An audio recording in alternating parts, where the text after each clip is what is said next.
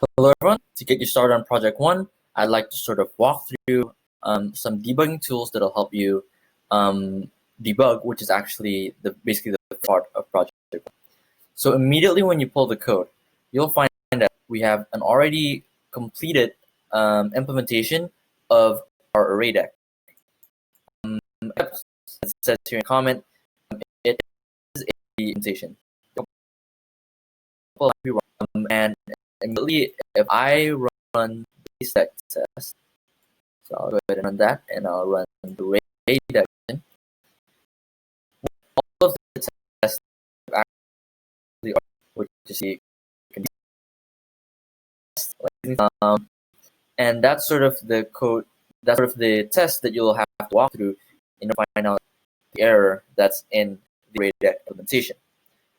So if I click the error right there, I find, oh, there's an and this specific line in the test, so if I just click right there, that's causing the exception, that's throwing the exception. So I'll walk through a couple of tools that's within IntelliJ that can help you debug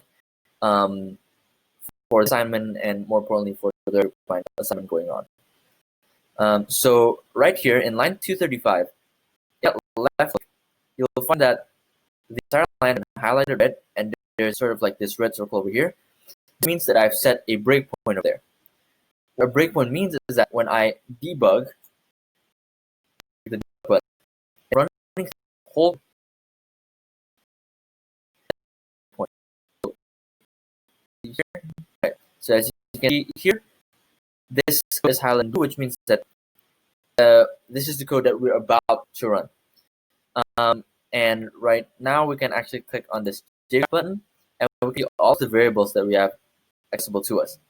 In particular, what may be important to you is the let's say the deck variable. See, it has a front variable, an integer with 15, back with 4, size with 4, as well as you have the data inside your array deck.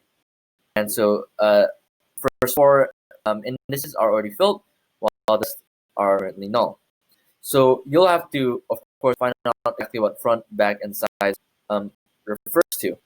But for now, let's get to the actual debugging tools.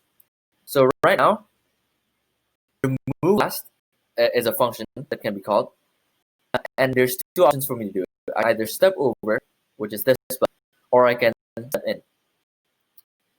What step over does is, if right now I'm in line 235 and I would step over, I would ignore the implementation of this, the underlying implementation of this function completely and skip line 236.